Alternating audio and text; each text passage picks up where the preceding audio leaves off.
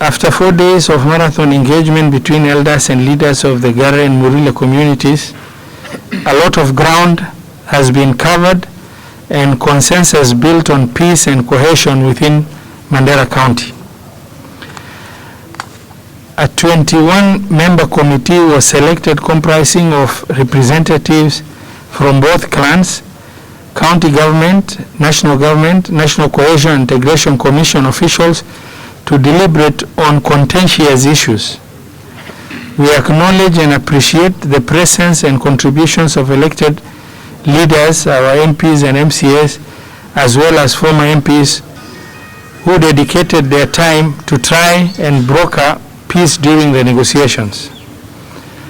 After the stakeholders' consultations, which included full-time participation of national government through the county commissioner, Mr. Onesmus Kiatha, and the county security committee, a total of 9 key issues were isolated out, which consensus was reached on 7 matters. However, 2 issues remain unresolved. The committee agreed on the following consensus. On the issue of contestation over electoral and administrative boundaries,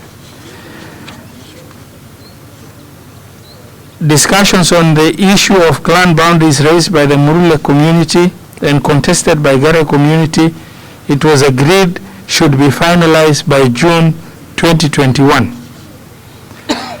Under the same heading, issues regarding contestations over electoral and administrative boundaries should be resolved as envisaged in UMUL and other related accords of the past.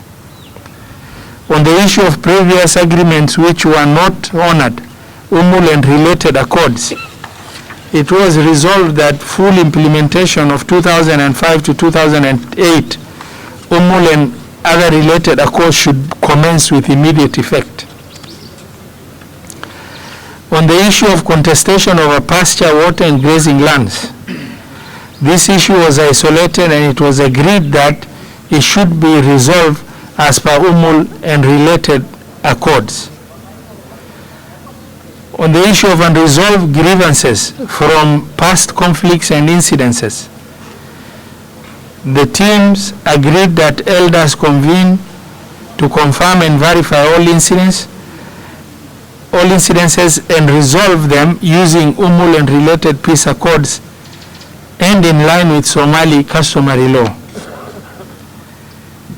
On the issue of incitement on social media and other platforms and apprehending of criminals, the National Government and National Cohesion Integration Commission, it was agreed they should arrest and charge any person peddling inciting messages with immediate effect. Such persons must face the full force of the law. Similarly, perpetrators of conflict must be arrested and dealt with accordingly in a court of law. On the issue of presence of armed militia or groups from both clans, it was resolved that the clan elders will take full responsibility for the disbandment of any existing clan grouping or militia. Under the same heading, it was also agreed for immediate cessation of all hostilities, which should commence with immediate effect. The meeting, despite making great progress, failed to reach consensus on the following 2 issues. Creation of new settlements, locations and enclosures in disputed areas. And the other issue is development programs in contested areas that trigger interclan conflict. It was further resolved that the government it was further resolved the following. The government resolved that the following guidance should be implemented going forward in the interest of peace and cohesion. A, that the 14-member negotiation team, together with 2 religious leaders, should go to the conflict areas to preach peace and cohesion. B, that the 2 communities should propose names of 5 to 7 neutral arbiters to mediate between them on the contentious issues.